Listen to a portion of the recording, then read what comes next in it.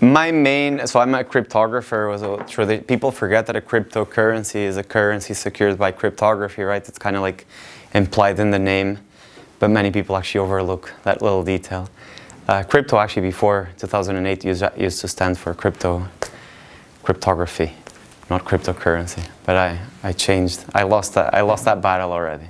The goal here is literally just to kind of like, from my perspective, so more from the math side, just to kind of tell you where things are going. So I don't really care if a quantum computer appears today, next week, in a month, 3 years, 5 years, 10, 15, 20, but exactly where things are going. And surprisingly enough, even though the quantum computer, like the perfect quantum computer, doesn't exist today, we know very well what they will be able to do. So maybe you have that question kind of like, oh, how can we know that something is secure against a quantum computer, right? Because it's like, if the quantum computer doesn't exist today, how can we know what something in like 20 years will be able to do? And the truth is, like, that math is very well understood. Like even some of the attacks I'm going to talk about, kind of like hash functions, let's just start touching on some of the topics. Those are actually tight, so you know for sure that a quantum computer can only get that good. Like there's literally proofs of tightness, like that's the optimal, like that's literally as good as it gets, whether that's the first quantum computer or in 10 years or in 100. And feel free to stop me at any point in time.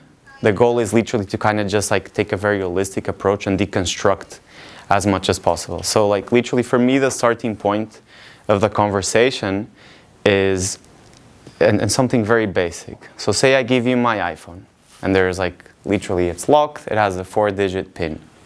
And you were to try to unlock it. At this point you take two approaches, right? So you can try to go like 1, 2, 3, 4, 0, 0, 0, 0. You can try to guess like the most probable ones. Humans are very bad at that. But if I were to tell you like, oh, those 4 numbers were generated by a computer, right? So they were random. Or maybe I threw like dice to get to those numbers, right? So all of a sudden you kind of have the situation where you have to get digit number 1, digit number 2, 3, and 4.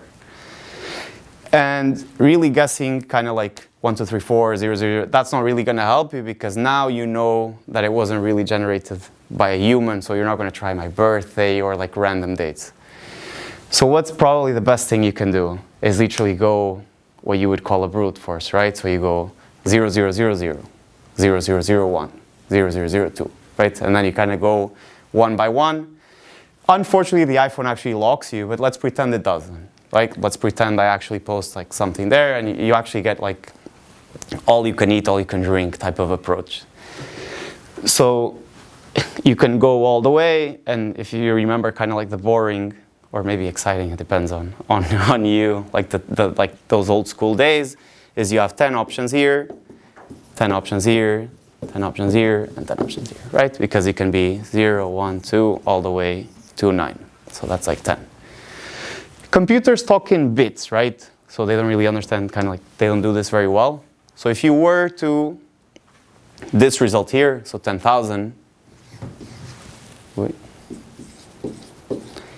in bits, this is roughly like 14 bits you would need to represent this number.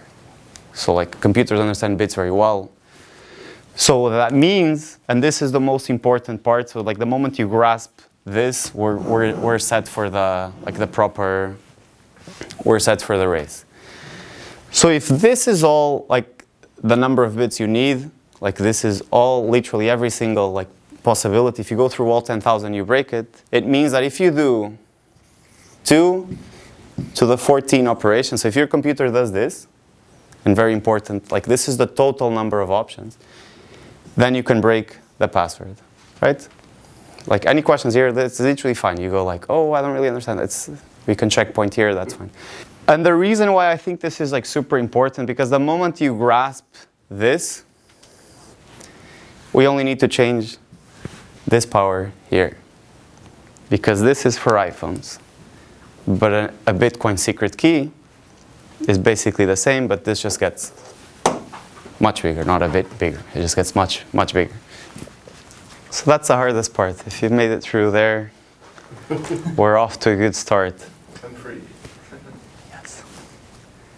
So you say that's an iPhone 14? So like any iPhone, if it has 4 digits, you need 14 bits of space to actually break it. So you need to go through 14. Maybe not. You need to you need to go through 14 bits, and kind of like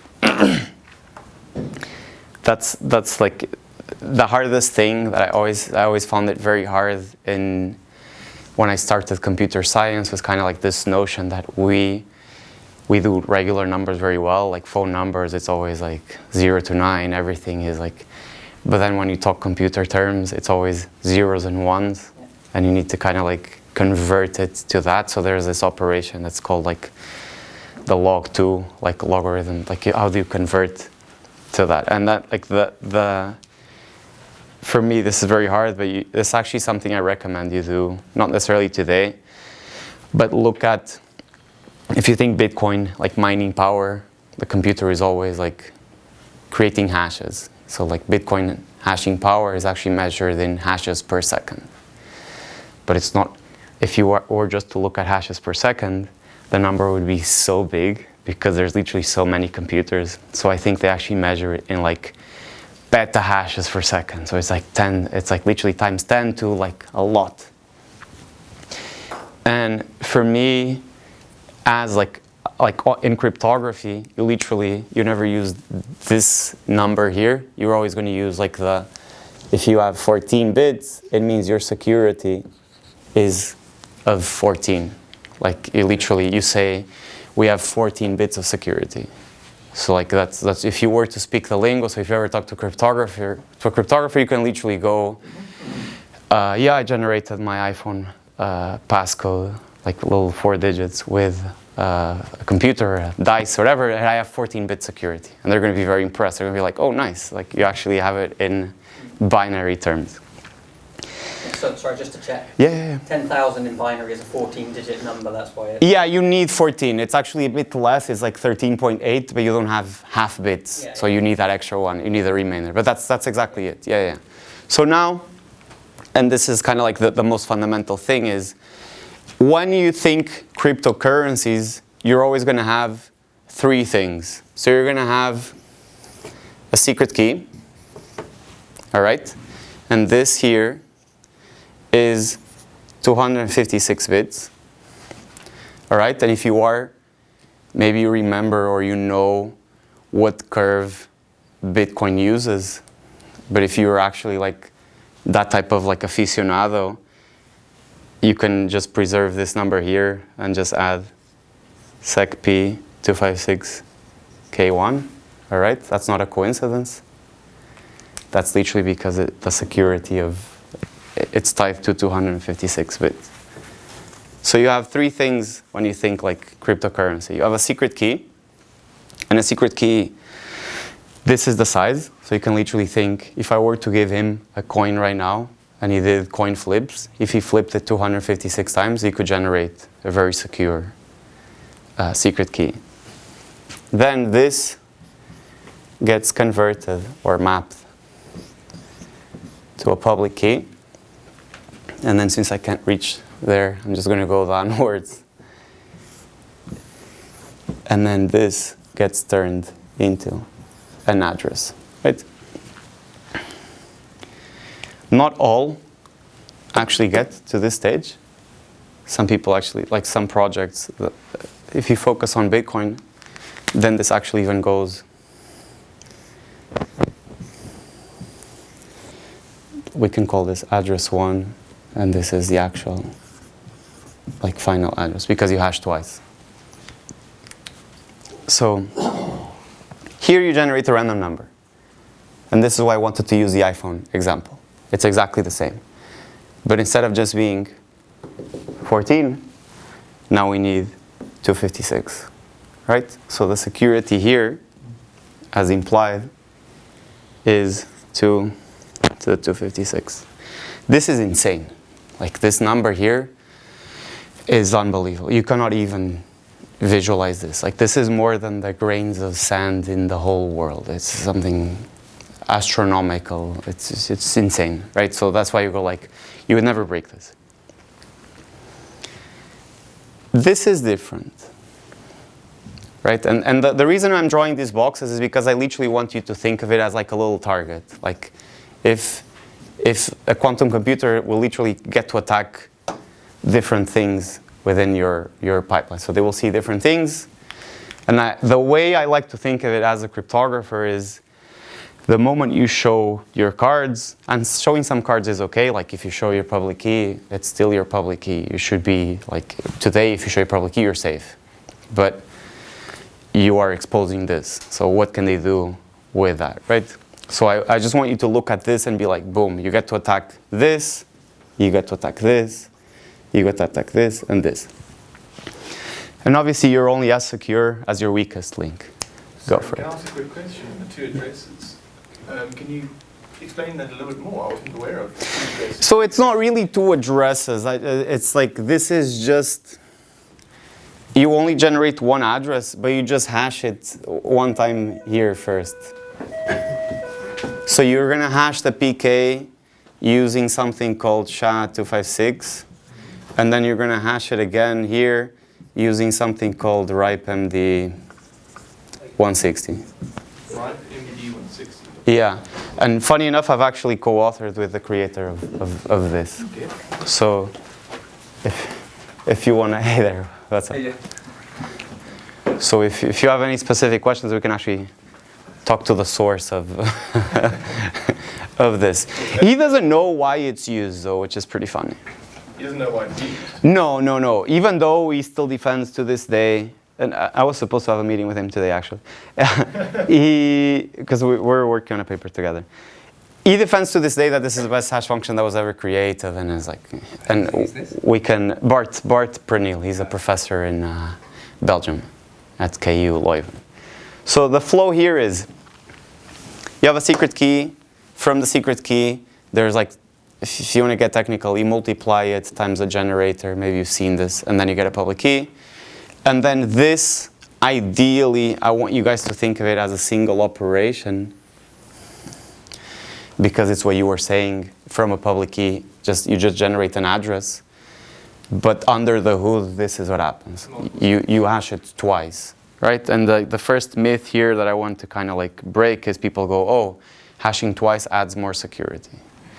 And that's completely false, all right? It's like completely false, because what matters is the final step.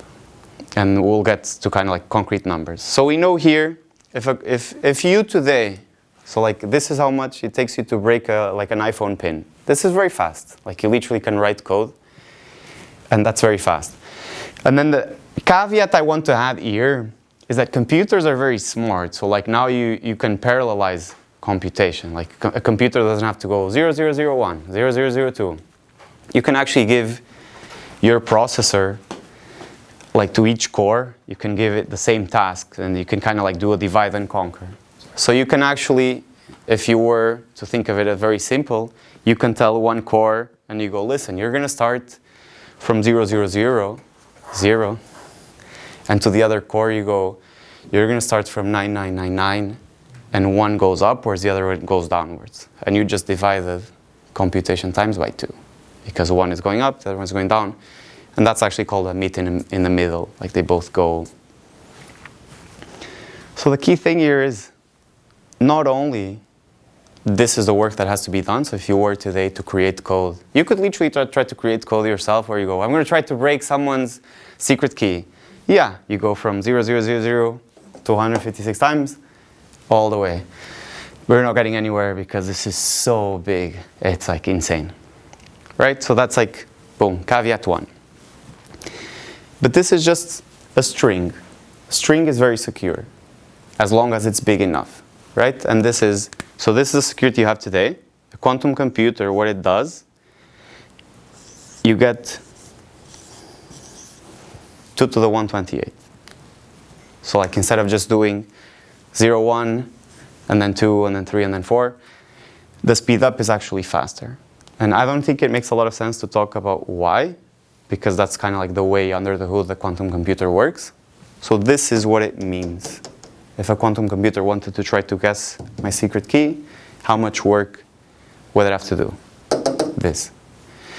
This is too big. It's crazy. Like, it's insane. Like, it's again, like, it looks like this is only like 2 times bigger than that, but it's actually like exponential, like you have to actually raise it. This is already insane. Like, it's insanely big. So you know for a fact that this is not what the quantum computer is going to attack. Right? So you can rest assured, whatever you did here, unless you generated it from some random, like, words from a book that you tried to convert it to a 256-bit number, then your security is not really this big. This only applies if you generated it securely. So if you did a coin flip, or if you went to your computer and you did it properly. If you use like a brain wallet, that's usually, like, they call it that, like if you chose some random words, not the beep mnemonic, that's fine. But if you actually went to a book and you literally chose whatever, like you went to the Bible and you chose like 12 words from there, that's more trouble. So yeah, just a quick one. So the 128 being half of 256. Am I on the right track? Is that because the quantum computer can think in like heads and tails at the same time? Yeah, exactly. Yeah, exactly. So this, yeah, that's it. I just wanted to check. That's it. No, that's it. Yeah. That's exactly it. It's still massive. So you have, it's the square root of that. Like it gets, which the more this goes down, and I'm going to touch on this very quickly, and you will see it here, for example. Here you will see, I'm giving you a spoiler already, but this is where you will start to see kind of like where things get tricky. I just wanted to make sure, so this is brute forcing the private key. Secret key, exactly. If you were to try to just guess secret key today, this is it. Quantum computer, this is it. Yeah, exactly, and it will never be. Unless you messed up in your generation process. And can I ask that the 2 to the power of 128, does that roughly correspond to 12 words and 256 Yeah. 24? Is that what we're talking about here? Yes, today. Yeah. But in the quantum realm, that changes a bit. Okay. Because this is what you have today with the 24 words. But this is what you will have with 24 words with a quantum computer anyway. And does it matter like how much more powerful a quantum computer gets, or that is just the limit? No, it will always be square root. Okay. You will always just get the exponent, divide by 2, and that's a limit. That's comforting. Yeah, no, exactly. So this one here, and like I love to break it down into these pieces because they're very easy to grasp, right? Kind of like you know exactly what is going on. Like you know, okay, I generated my secret key, step 1. And then I have my public key. And your public key is used to check your signature. So whenever you make a transfer, people need that one there. And then you actually have your wallet address, right? So like those are usually 3 very clean building blocks. And they're very well understood. So now you have public key. And then the thing here, and I'm going to leave that for last, and it's because if I were to create a wallet right now, and then he sends me 0.1 Bitcoin, if he's being a good friend, no one would ever see this, right? Only me. Because if he's to send me money, what I'm going to be is I'm going to be like, yo, Gonzalo, send it to this address. So the bad guy never saw this. It only sees this address, right? And here, Bitcoin uses RIPE-MD 160, and one thing we know for sure is that it uses this one because it's shorter, because it's only 160 bits. That's literally what this means, is that no matter if you're trying to hash like the Bible, you literally can have like a little book here, the output is always going to be like very tiny. It's always going to be like 160 bits, literally, no matter what you're trying to hash. What that also means is, and here is basically, if there is a wallet address on the Bitcoin blockchain, to break it today, meaning if you were to find something else to generate that exact same address, the work is you can probably guess. The numbers are pretty clean, right? So like usually, the thing I love about cryptography here is that it's actually pretty well understood. So you'll see like sec P256, you go like, oh, that's the security of like, it's, if you are like very technical, it's like the prime. And so the secret key is going to be that size. And then it's like, oh, RIPE MD 160. That's the size of the out. So it kind of tells you the numbers there for you to know like, oh, okay, you know like in what realm you are. So this is today, but if you are to go to the quantum computer world, 2 to the 80. All right, and this is where I find things very fascinating. So until a couple years ago, 2 to the 80 was actually considered pretty secure. Like back in when I started working as a cryptographer, often you did some math stuff and you'd be like, no, 2 to the 80 is okay. Like it's, especially if it's something like minimally like low effort, it was like no one's gonna get 2 to the 80. It's something like insane. Right now, like the last time I checked was like a couple months ago, but the Bitcoin network was doing 2 to the 81 per year. Right? So a couple years ago, we thought, oh, if no one is going to do that type of computation, that's insane. Even if you were to assume all the computers in the world. Today, granted, it's not a quantum computer. So you always think pre-quantum world, post-quantum world. But today, you have maybe even more now. 2 to the 81 is being done per year. Right? So every 2 years, it's 2 to the 82. Every 3 years, it's 83. And it may be even more now. That's actually a fun thing that we can check a bit later today. So you can easily imagine it like at some point you're going to be able to transpose this into the post-quantum world, right? So if you are actually able to get a quantum computer that does this, which is considered like fairly doable for like some of the stuff that is discussed, then you already see that this transposition is bigger than that. All right, so let's go over exactly what this attack means. So what this means is, if he has a wallet on the Bitcoin blockchain, and this is now the big caveat. Imagine he has a wallet that has $5 there, all right?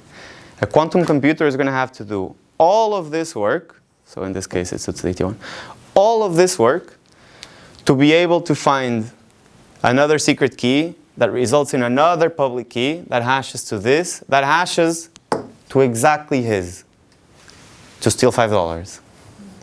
Is that worth it? Probably not, right?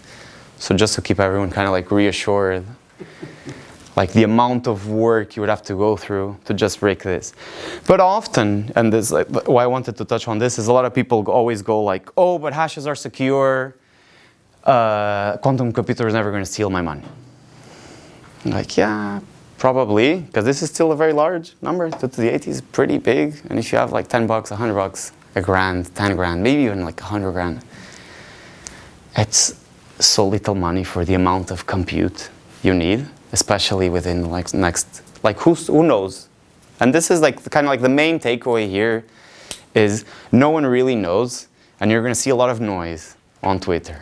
You're going to see a lot of noise. Like you saw like the Google quantum computing tweet, and everyone went crazy like, oh, this is doomsday, it's game over. But then if you read like the footnote of that announcement, they go something along the lines of, we aren't really using this computation for anything useful.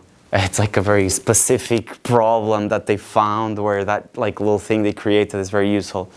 Like no one really has this figured out. Now, recent developments are showing it that it's getting much better. And it's not really like nuclear fusion, where nuclear fusion has been like a mirage for like the last like 50 years. Everyone go like, no, it's next year.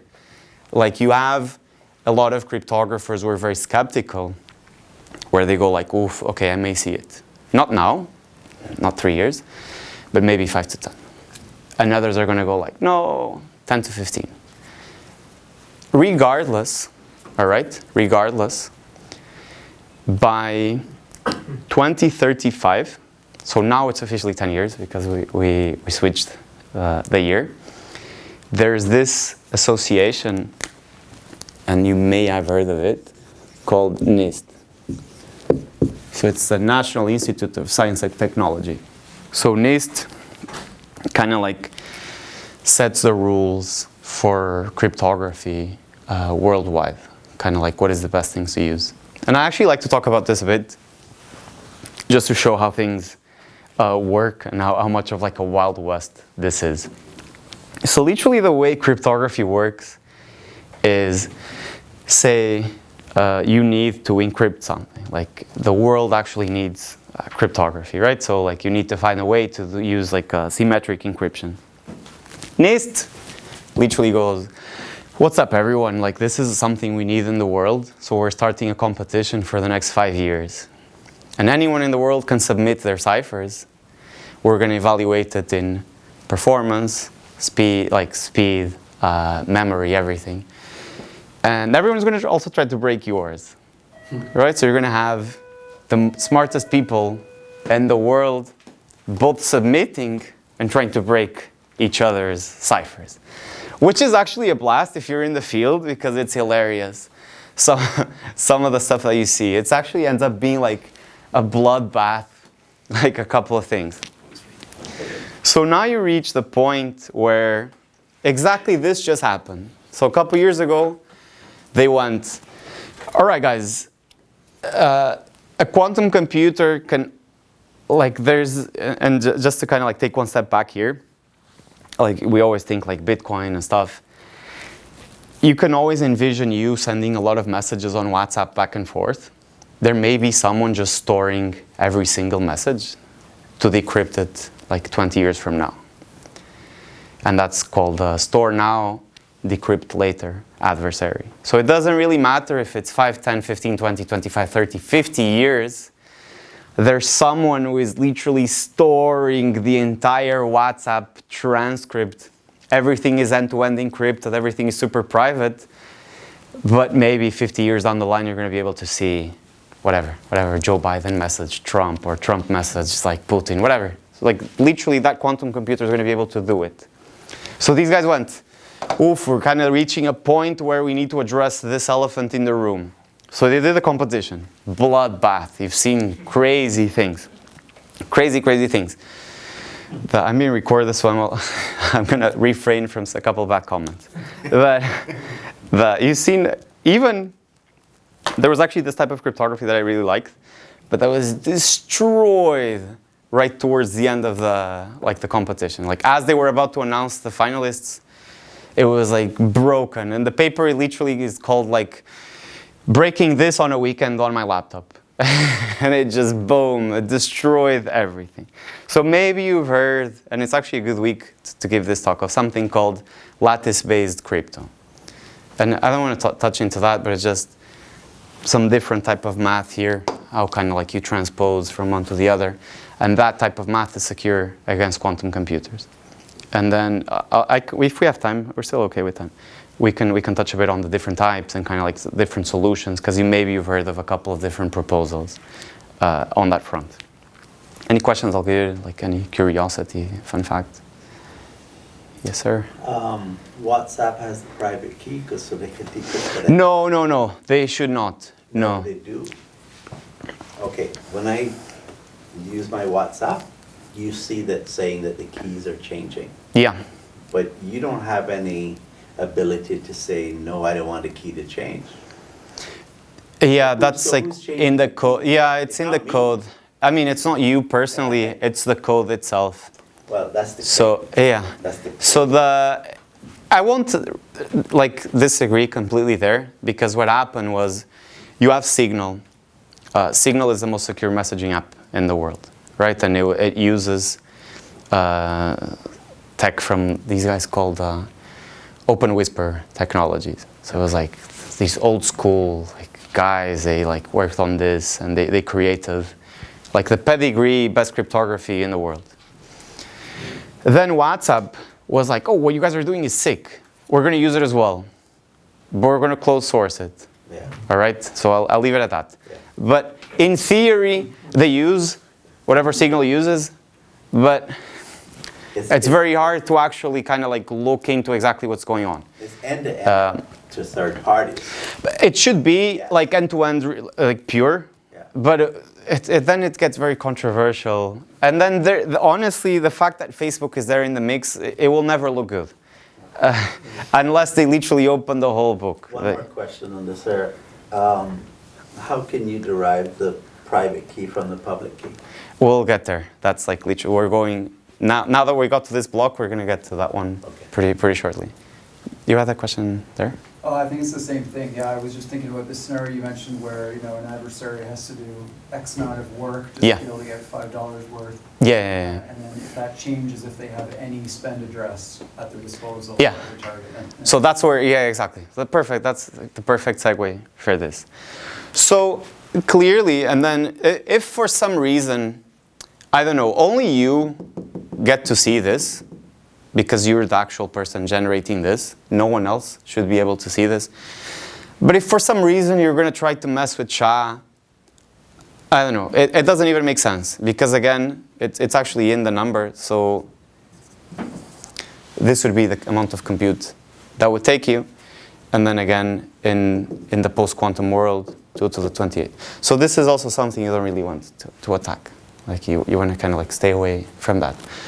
So from 4 blocks, one that you never really even had access to, so like if you were, you know for sure that you see this, so this is probably always going to be your number 1 priority because it's the one you know you see for sure. It's the stuff that goes on chain for everyone to see. You're never really going to see this unless you are the actual person.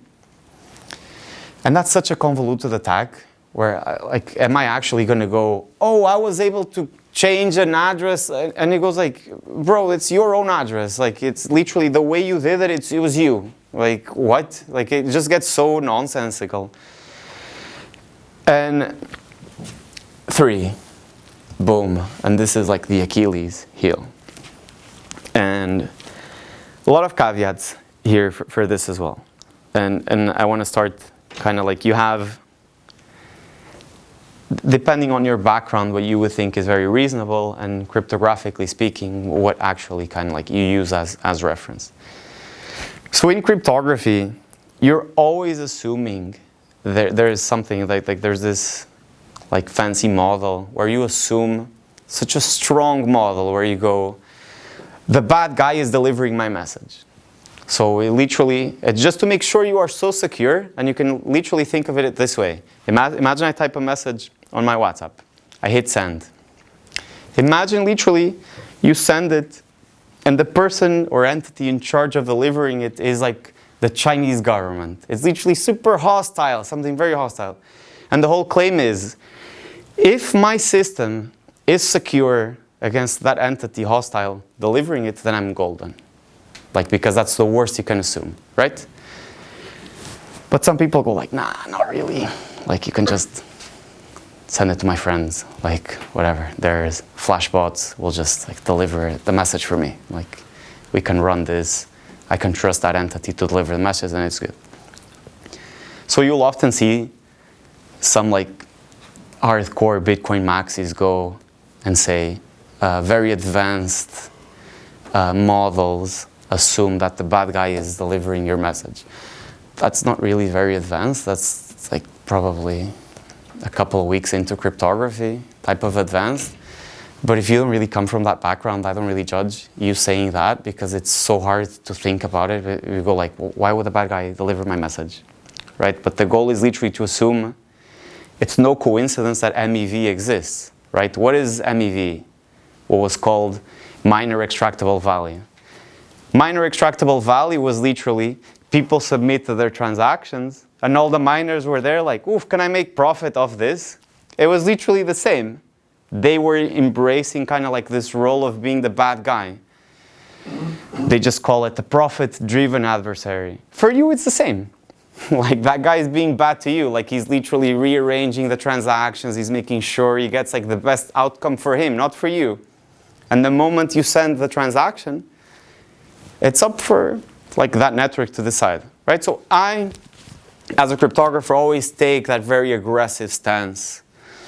And my background is literally design and analysis of protocols. So it's literally like lesson number 1. The bad guy is in charge of delivering your messages. It's actually pretty funny. If you read my papers, it's verbatim.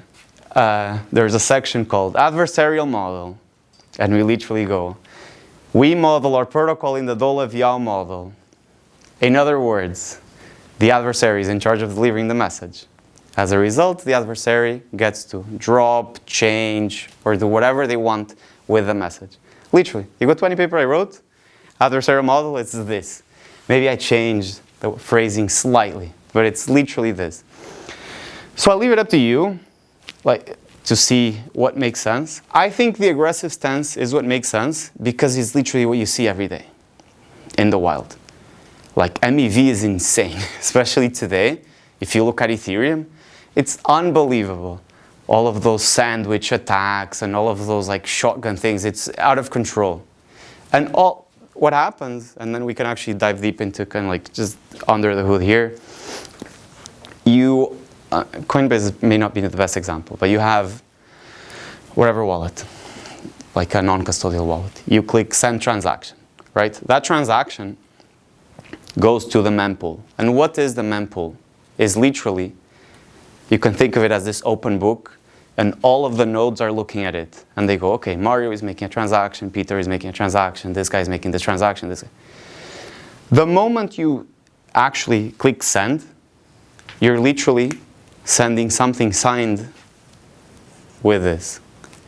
And if you signed something with this is now up for grabs.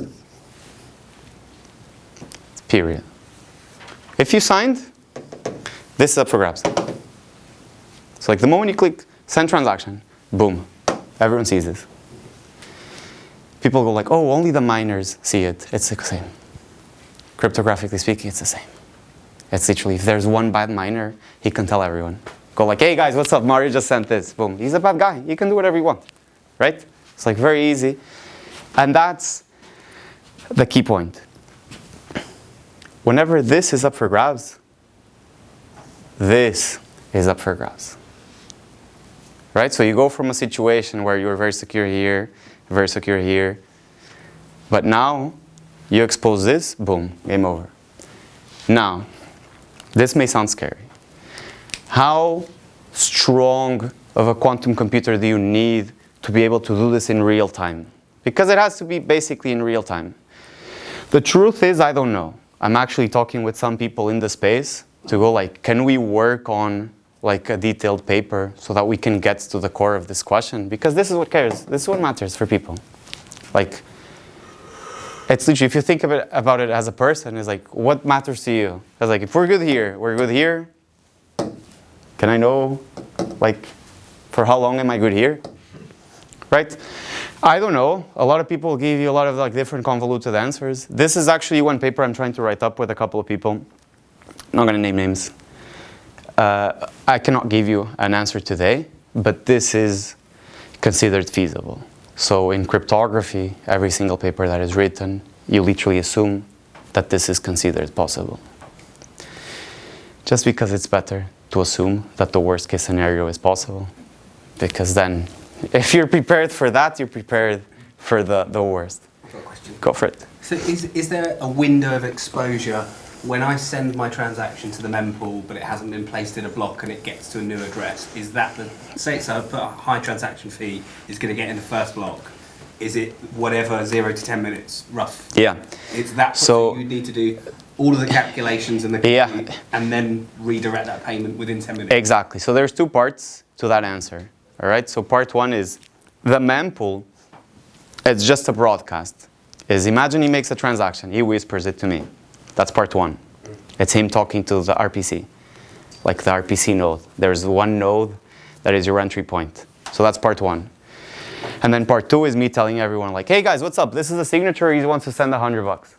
If I'm a bad guy and they go like, yeah, whisper to me. And I go like, yeah, no worries, I'll do it. And I go, guys, what's up? Go. And this transaction never actually hits the mempool. Granted, he can check the mempool, but who does? Right? Who is actually going on the mempool and being like, is my transaction there waiting for, like, no. So if I'm honest and I go like, hey, what's up guys, boom. Yes, that's exactly the answer. It's literally the time window from me going, this is a transfer taking place. And then at that point, it becomes purely game theoretical. It's like, how much money is he sending? How much money does he have in his wallet? How much compute does it take me to rake his wallet? And it just like, it's like a whole, you cannot even really model it because it's so convoluted. You didn't even know the cost of that type of compute. Like, you don't know. Maybe it will be commoditized in 20 years. Maybe it won't. Maybe it will be like for government. Who knows? Like, the thing I like is just to know the building blocks. And then you can conjecture your own scenarios, kind of like, what if this actually becomes possible? But you know for sure what is realistic and what isn't, right? So like, and the goal of this like talk is literally that, is like, get rid of all that noise, because you hear so much noise and so much misinformation on Twitter, on both sides. Bitcoin is broken, it's game over, done, like, or Bitcoin is super secure, nothing's ever gonna happen, right? So this is literally as is, math, boom. But this is from the perspective of the user. So we're still okay with time. So like, I want to talk about nodes very quickly after. You're saying that the private key is exposed during that window? If it's strong enough, the quantum computer, yeah. No. You're saying that the private key No. is exposed? No. Okay. The public key is exposed, but a strong enough quantum computer can go and obtain your secret key, which should not be possible. So today, only this operation is possible. You can go from secret to public. You cannot go backwards. It's literally called a trapdoor function, because you get trapped on the other side. Like, you go one way. But a strong enough quantum computer, it can come this way. That's why it's scary. Okay, but if you expose this one, a strong enough quantum computer can jump, and this is where problem happens. But the public key does not indicate the sample, It does. all of the data that is the private key. It does. So exactly, it actually does exactly that, unfortunately. Because what happens, I'll show you. So what happens is you literally, usually they just call it X. So like, you generate a number X, and you multiply it times the generator of the curve. And what you're saying today is true is, from this number, you have no idea what's going on. You have no idea what point is actually behind this. But what the quantum computer does, it goes by G. Like, it can actually factor out G. And it goes, boom, X. You're off to the races. So you always assume, and again, this is like on the theoretical realm, you see like a big discrepancy between what is modeled, what's like all the papers you're going to see this. Is a quantum computer goes very easily from xg to just x. Because this is what's expected to happen over time, right? So like, the sooner you kind of like are embracing this message, the better. Now, should you worry about this today, like your Bitcoin is going to be stolen tomorrow? No, it's okay. You will have plenty of time to actually know what to do. Now, the problem is more agreeing on what to do rather than knowing what to do. Knowing what to do is very well understood. Very nice layout. This makes a lot of sense. Thank you.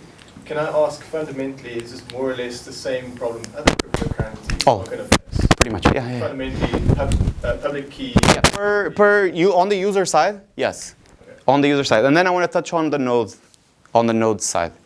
And Bitcoin, and then that's kind of like the best part. That's where Bitcoin does very well.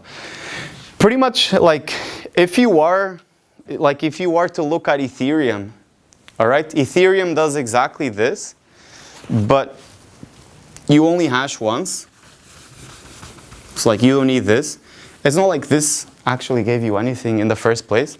And instead of RIPE-MD, they use something called Yaksetig, which, not to confuse you, to actually kind of like, this is basically like the original version of something called SHA-3.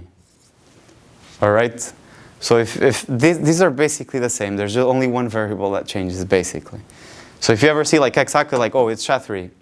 If you are to code, they're not going to give you exactly the same output, but this was just first to market. And then, yeah, the competition. And then SHA-3 won, but they changed a bit. So this changed a bit and became that. And it actually, like, it was a good example for the competition. It kind of shows how things work. So literally what happens in Ethereum is you generate a secret key, obtain the public key, hash it. You're going to do Kexac as well. Kexac is supposed to be 256, but Ethereum goes, yeah, 256 is too big to then like copy paste addresses. So we're going to put it 160 as well. So we're just going to chop off the first bytes. Back down to 80 again. Exactly. So it's literally the same thing. It's very easy to model. And then if for some reason the cryptocurrency doesn't do this block, then it's even worse, right? Because you're already starting at like the worst possible spot. You don't even send it to even release your... Yeah, exactly, because your address is already on chain like this. So you see now with these building blocks, you can already fundamentally analyze who is in really big trouble, who is in okay trouble. Like it's already enough for you to kind of like grasp the landscape of things. I don't know if there's any questions at this point. I think you're grasping it pretty well. So that's us users, right? And I always like to start with users because that's like the most pressing topic. Like how does it affect us? Because the miners have a lot of money, right? They actually get to, this is stealing from us. And the miners, and I'm actually happy we talked a bit about kind of like how the whole mempool works and everything. So is it fair to say that over the next sort of short to medium term period, the addresses that are first in line for risk are the ones that have got loads and loads of like... Yeah, because Bitcoin, there's a type of address in Bitcoin where it's just the public key, right? So Satoshi's first coins are here. So they always say that it's like the canary test. Or the canary, yeah, it's like, those are up for grabs. Now, when, and the risk associated with that, yeah, it's scary. It's very scary because it's a lot of money. The one thing I've been thinking about this week is, like Bitcoin has a 21 million fixed supply, but how much money is it actually? Hey there, how are you? How's it going? Okay, nice to see you. But like, how much money is it actually liquid? Like how much money has it been lost, forgotten, stolen? And that number is actually pretty big. Like there's a lot of people who lost, and there's like a couple of studies. And that's actually something I want to formalize a bit more. Like to actually get, I write like boring papers, but I actually try to make it like understandable I try to talk about it. And that's why I'm an applied cryptographer. Like the papers are boring, but then I try to explain them as good as possible. Because I like to get concrete numbers. Because you may see a Twitter thread today where they come up with these random stats. 2 million Bitcoin are lost forever. And you go like, what? Where is this number coming from? Right? And then you actually try to see any sources for that, and it's like nonsense. It's just this random guy who, it just drives me insane. So now... So what's the range, would you not guess? The thing is, who are you going to count within that range, right? Are you counting, I count Satoshi as lost? Exactly. Right, so like then you're looking at a couple, like... Five. I think that's a bit too much, but like 10-15% maybe. That's where I would put it. If I ever get that number, I'll post it on like the crypto group. Yeah. Yeah. It's just work, because you can actually kind of like do the analytics and pretty quickly figure out with a small enough margin. Sometimes you see like big whales, but it's always such a big scandal. Like this whale from back in 2012 moved some money. If you were to take that money out, like the rounding error is very small. You can confidently have an okay estimate on how much money is actually lost, because you just see, especially today, just touch 100 grand. Like today, I mean like now. If you haven't touched that money from like the days when it was like $2, it's highly unlikely that you have access to those liquid funds. Obviously, you then have kind of like tricky situations where money has been seized, but you also know that like the FBI publishes the wallets are seized. Like all of that stuff is public for good and bad. So, okay, let's try to do are we like hard stop at 8 or? No, Okay. I'll try to do a 5-minute like quick. I'll try to be as fast as possible. So, we talked about wallets, users, us. You're good, no questions. I think that makes sense. That's the most important part. So now, nodes.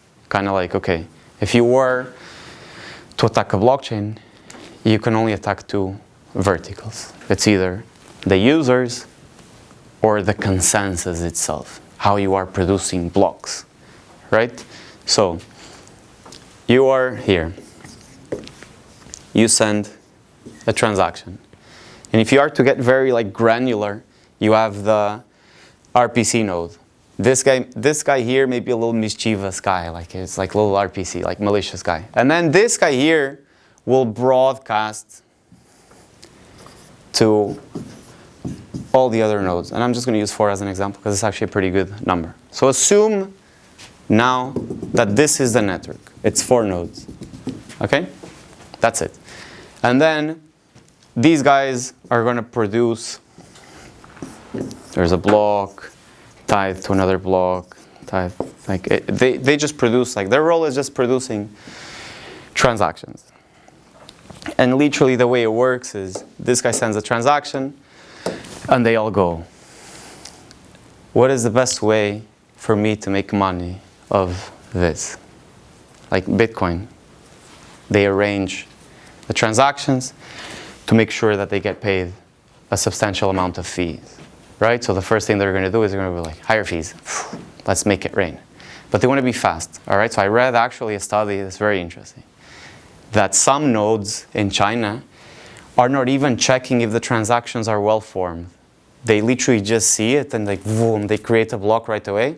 And then if you understand kind of like the way Bitcoin produces blocks, is you basically define an order of transactions. So it can be like him to me, him to you.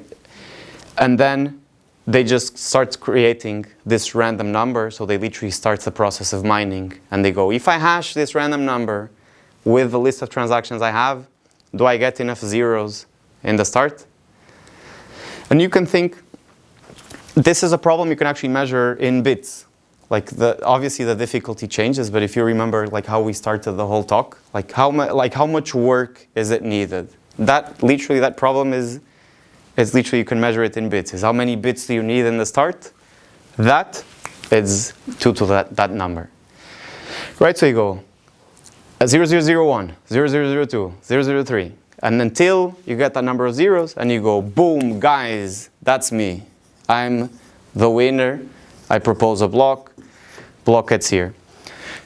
Network goes, does the hash and goes like, yeah, the proof of work adds up, right? And just a quick note here, kind of like taking a little tangent, but this is pretty important, for me at least. People go like, oh, what's the consensus of the Bitcoin network? Everyone goes, oh, proof of work, right? That's wrong. The consensus of the Bitcoin network is longest chain wins, right?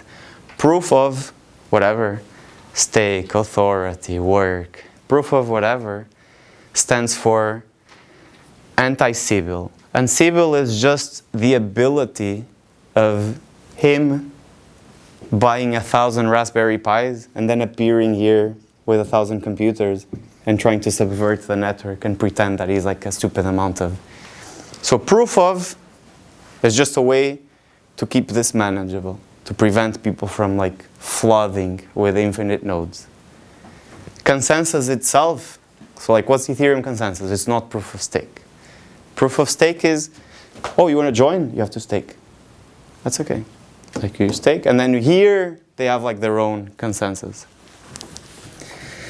It doesn't sound elegant, like the longest chain wins, but that's literally what it is. And if you have like a background in coding, literally the way you code it is you receive a chain of blocks. Imagine I created like something and I send a chain of blocks like this big. You send it to a piece of code, the code is going to go, wait, this one has 1, 2, 3. Okay, this one has 1, 2, 3, 4. Boom, discard this one. Longest chain wins. That's literally the computer code. But obviously you check like the amount of compute that was done. But it's literally longest chain wins. So like right now, imagine this hypothetical scenario. China has been mining Bitcoin for the last 2 years with a quantum computer. And no one knows. And out of nowhere, China drops this big blockchain with like 100 million blocks. Longest chain wins. Everything gets dropped. Literally, the whole Bitcoin blockchain, they'd be like, longest chain drop, like longest chain wins. Is that happening? No. But just for you to see kind of like code is law, that's the line of thought there.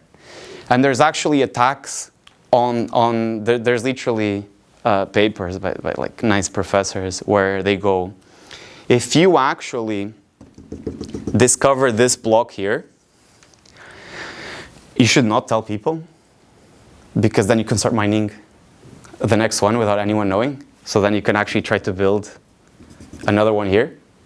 And then if for some reason someone finds, like the moment you hear the block, like someone finds it, you send it first. You go like, no, I timestamped it before you. I have like, oof, you're behind of the curve. So it's like the selfish mining attack. That's something that is modeled. Just like a fun fact. Is that anything to do with the orphan blocks? Or is that different? I mean, they're tightly, they're connected. Like if then you could have like the orphan block is literally either someone stopped building it or people abandoned it. I mean, they're usually like it's brother concepts, yeah. But it's some longest chain happened and you just drop the other one. So now, this is like the final stretch. Bitcoin only uses hashing, right? These guys don't have public keys. They don't need the public. They only have public keys to receive the Coinbase fee, which is actually like the first transaction in a block is the Coinbase. That's actually why Coinbase is called Coinbase. Is the first transaction just pays the miner. Miner just goes, the reward comes to me. This is everything else that happened. But they don't sign anything. They don't expose any public key anywhere. They just hash. So what does a quantum computer here get you? Quadratic speed up. So you can mine faster. Yes. Can you steal people's funds? It's what we were saying, what we just saw. Like that's funds. Quantum computing mines faster. Is it worth mining? Who knows? It will depend on how commoditized that hardware is, right? And like there will be a halving in a couple years. The rewards are going to go down. Is the security fee like going to go up? There's so many variables. Don't listen to that noise. Like they don't even know. There may be, like if there is a proper study, you will know which proper study actually models that. But there's so much noise, you don't know. Like, is it worth getting the $10,000 Bitcoin mining reward, but spending like $50,000 mining on like a quantum computer in 2030? No, right? But if you're being rational, but is it worth it if you're like in China and you're just trying to mess with the US government? Yeah, maybe. But then it's so hard to model, you see what I'm saying? Because then you have to model like the rational guy, the irrational guy, then like there's like so many, then you have kind of like the honest but curious guy. You have so many like weird models. Doesn't it just depend on the future price of Bitcoin? Yeah, exactly. So much so that there's actually some miners that turn off according to the Bitcoin price itself. So there's literally like a lot of miners in China where if it goes below 32,000, they go turn off until like it comes back up above like 35 because it's not profitable right now. Literally, this is a whole science. Like whatever number, people have done their homework. Like they know this has been going on for over a decade now. They understand this playing field very well. There's even papers that say that it's very hard to measure if like an ant miner is being faulty or if it's stealing like solutions to China, right? Because the producer comes from the factory in China. You plug it in your house or whatever. There's like some faults that happen in your mining process where that secret may actually have just been extracted to like a factory in China. And you wouldn't really know because data is encrypted, like, and that's like one of the principles of cryptography. Like, you cannot distinguish the string. You have no idea. Maybe it failed. Like, the amount of work that has to be done to spot that is unbelievable. But the amount of work on their side is arguably trivial, right? So like maybe there's like this genius hardware engineer, and he has this little like sneaky backdoor every now and then. You will see so much noise, but this is the type of stuff where not many people know of it, but even if it happens, it's very small scale, and once it gets caught, if it's real, it's going to be such like a bombastic scandal that it's like chill. So this is the node attack you're talking about, right? Yeah, so this is for Bitcoin, right? So you just get to produce... It's just an attack in the longest chain. Yeah, you get to produce blocks much faster, yeah. Which effectively just means you're getting rewards much faster. But then at that point, I would even argue that the security parameter is going to adjust because you're producing so fast, right? And then kind of it has to adjust. You're going to outcompete a lot of people. So like if this guy has a quantum computer and is just on steroids, then these guys are going to be kind of like priced out. And then the economy arguably just becomes more around this guy. But then I'm pretty sure these guys would be like, yo, this is pretty messed up. What if we fork and just leave that guy outside because he's kind of taking all of our money and we just have like traditional Bitcoin, right? So the difficulty just would go up for that individual. Yeah. So this guy would then eventually slow themselves down. Exactly. So it's actually in his interest to just be slightly faster than these guys, right? So then again, this is the type of example where it's so hard to actually measure. There's so much variables here. And then again, is it a rational adversary or is it someone just doing it to like mess with the other guys, right? And then you will hear so many different types of stories. They will go, yeah, but China will show it to the US. Yeah, maybe. Or maybe not. Like, I think they have so much more, like, there's so much more they can do than to kind of, if you guys think about it, like, Bitcoin is what, like 1.5 trillion right now, roughly. I think it's 1.8. Yeah, or like, put it 2 trillion. Every day, central banks settle, roughly speaking, over 7 trillion. Every day. So imagine Bitcoin, literally, like a ping pong ball. Central banks go like, puck, puck, puck, 3 times per day over the whole year. So is the nation state actually going to come for this first? Maybe not. But what if this, and then they'll counter, yeah, but what if this is worth like 200 trillion by then? Yeah, then, bro, that's a whole, yeah, but maybe not. Who knows? Like, you don't even know the cost of compute at that time, right? What I argue for is just that you have never seen so much evolution like in your lifetime. Like if you were to look at the last 50 years, it's the equivalent of centuries of evolution in mankind. It's insane. And even now with AI, you actually get to kind of like see it in front of you like almost every week. There's something kind of like crazy happening. So is it nonsensical to think that in like 15 years, something like this may actually be in the books? Probably not.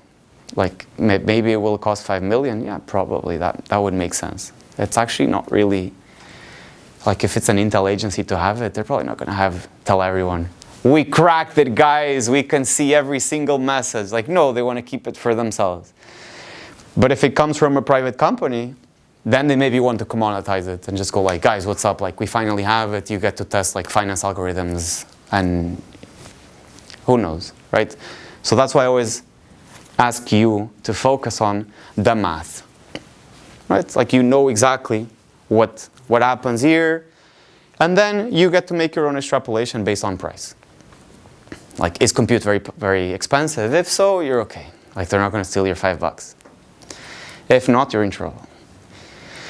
But at some point, if that's actually a problem, you have to change the type of cryptography that you use inside each block, right? And that's going to be like a whole discussion of its own. Maybe it's even a good investment because then this forks into like 3, so then you can have like a triple like exposure to different types of cryptography. Like I know I have worked with one of the guys who created the algorithm that was approved and is official by NIST. I'm not the biggest fan of that signature algorithm, and I'm risking getting a lot of heat for saying this on camera. But it can go both ways. Like there's people who verbally are against it, others who are like okay with it. Regardless, it actually went through a competition. No one has really found like very hardcore attacks against it. So for now, everyone goes like, it's okay. Now, is it the one type of cryptography that is proven to be tight and the strongest against quantum computer? Not really. Like there is literally conjectured attacks. You have other types of cryptography that are tight. The numbers are tight. You know, like this is as good as it gets. But it comes with trade-offs. They're much larger, much like it's harder to maintain. It's like a whole thing. So like they chose that lattice-based crypto. They were like, this is the best trade-off. It's not that much bigger. It's not that much lower. This makes sense. And we were like, sure, that's fine. I mean, the guys who created it are very happy. So I'll say that. Now, on a final note, that's Bitcoin, right? On Ethereum, though, how does a Bitcoin, like how does a block, and not just Ethereum, but on Ethereum, the miner gets chosen via stake. So he literally signs a message here. And the other 3 guys also signed that block. So if a quantum computer can forge signatures, oof, you're in trouble, right? Because now he can go, oh, listen, Mario, you proposed this block. And you go, oof, what? And like, yeah, Gonzalo even signed it. And you go like, oh, that's not really what happened. And you're like, bro, look at it, it's there. It's math, it's there, right? So you go like, oof, okay, tricky. So these guys, literally you see them now. No, Ethereum, like, oof, we need to look at post-quantum crypto.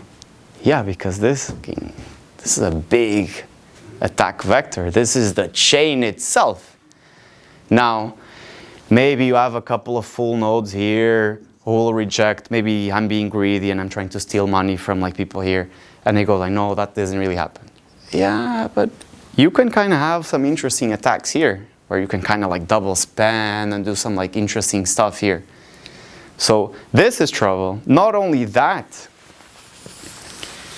and this is kind of like low-key, shameless plugging some of my work, is some of these guys use something called BLS, which you may have heard. So this is basically a type of signature scheme where if everyone in the room produced a signature and sent it to me, I would be able to aggregate it all into one. And then I could show, like, no, like all these guys signed it. And you can literally, just with my little piece, I would be able to show that you all signed it.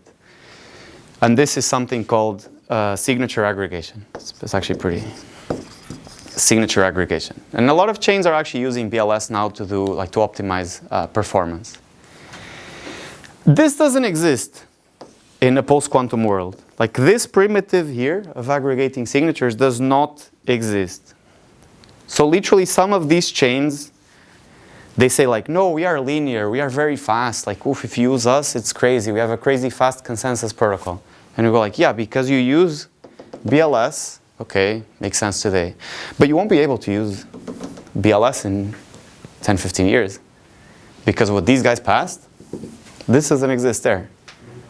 So you're going to be in big trouble.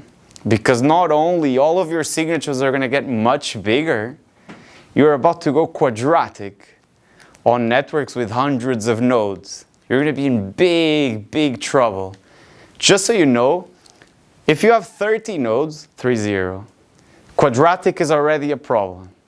That's why Ripple has, roughly speaking, 30 nodes. Because they cannot really, they go, oh, we're decentralized. No, you just cannot really onboard more nodes. You have full nodes. Yeah, that's decentralized. You get to look at the chain.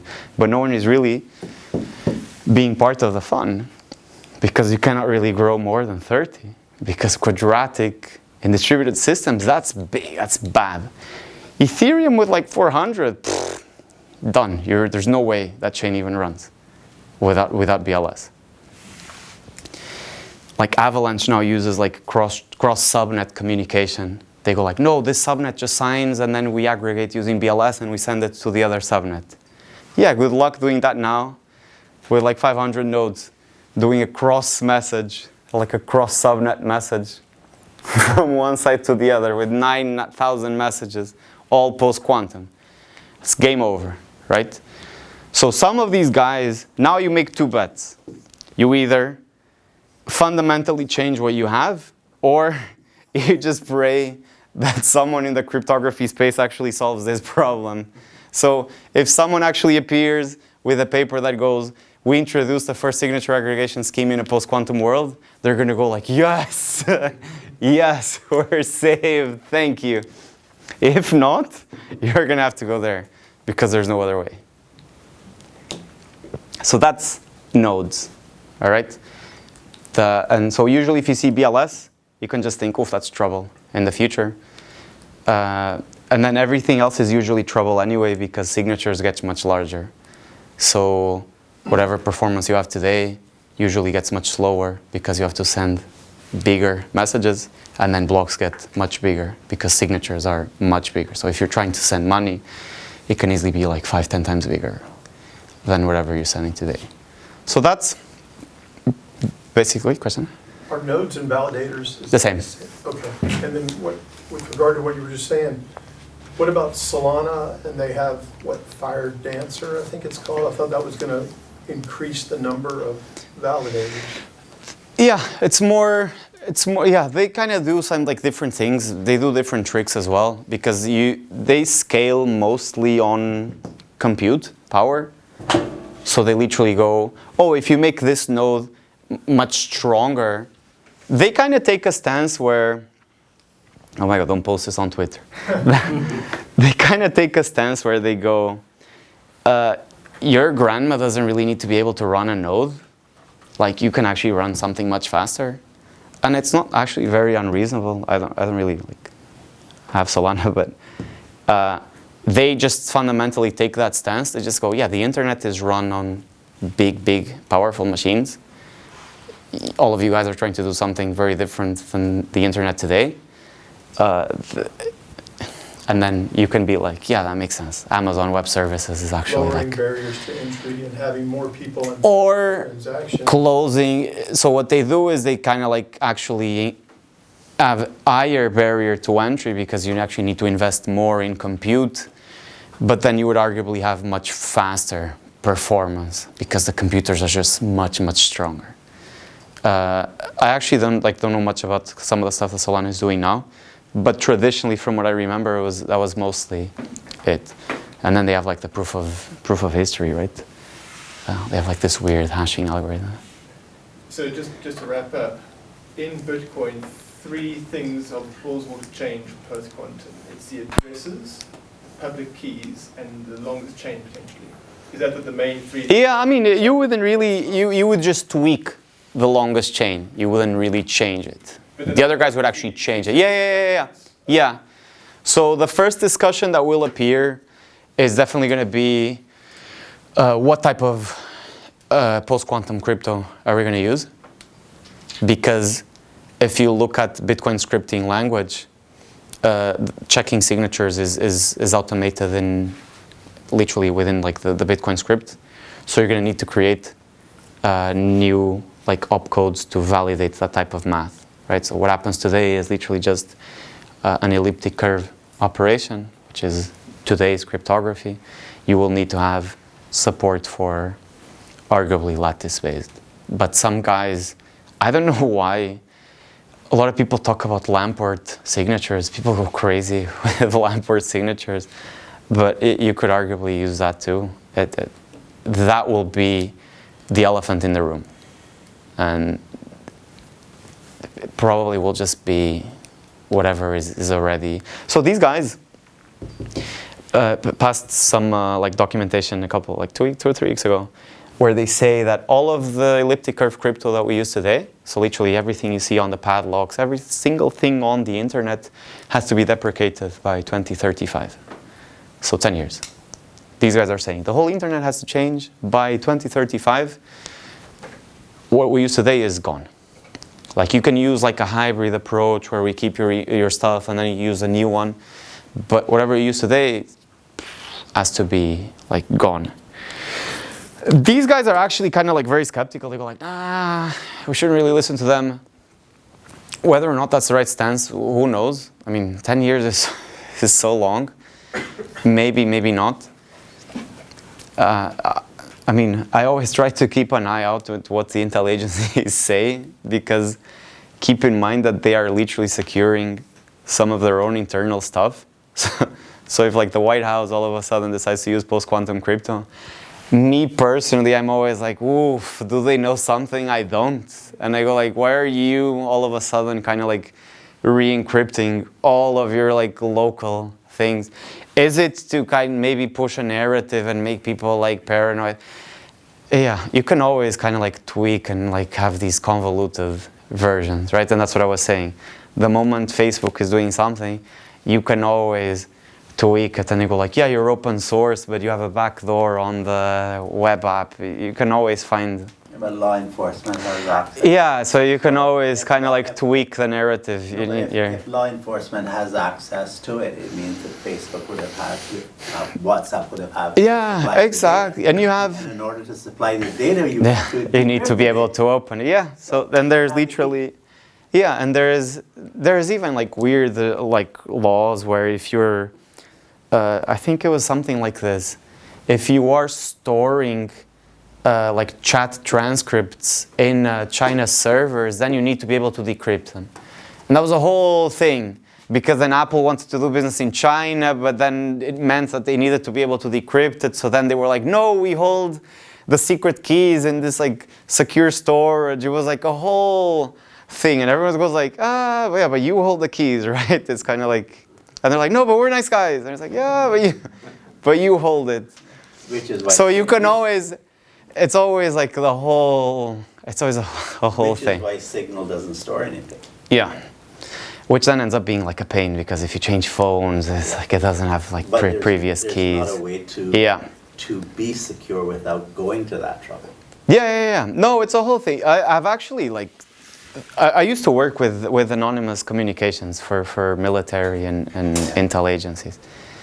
And it's such a big problem, because then you have, just so you guys have an idea how much of a pain that whole thing is, you literally need to design it in a way where if for some reason a hacker steals my key right now, they are not going to be able to read future messages. So you just change keys, there's a whole thing.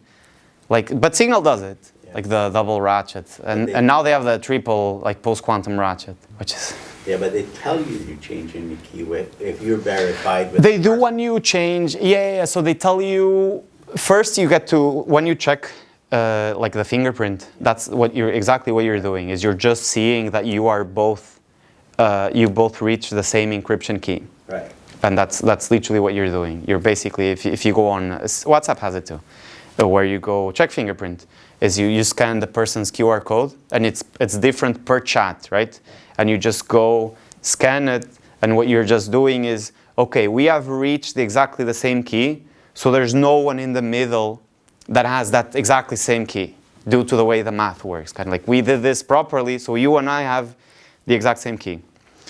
If that check fails here, that's very scary. But if somebody tries to inject themselves in the middle, Signal allows you to reject that request to change the key, whereas WhatsApp doesn't. They just change the key. Yeah, because WhatsApp, when you change phone, you rekey automatically, and you do a couple of things. And it even says like, they have a new key. Yeah, because they use something language. That's because they have. And usually, they use like this weird language, very cryptographically. Yeah, I think they rekeyed or something, and people go like, "What? What did you do?" But it just means that they bought a new phone, and they had to like do the whole like key material. Right. Hopefully, a short answer to the daft question, but earlier you talked about how what a quantum machine would do would essentially halve the number of bits to the parity. Yeah. Would a solution? Is there a reason why a solution isn't just to keep growing the number of bits in the security. So move to 512 to 1024. So to give us some space, or is it so not with elliptic curves, due to the way the attack works. So the way to break elliptic curves, there's actually a crazy paper about exactly this by one of the most skeptical like cryptographers in the world, where he literally goes, what if we were to do this? And some of the keys were like 3 gigs.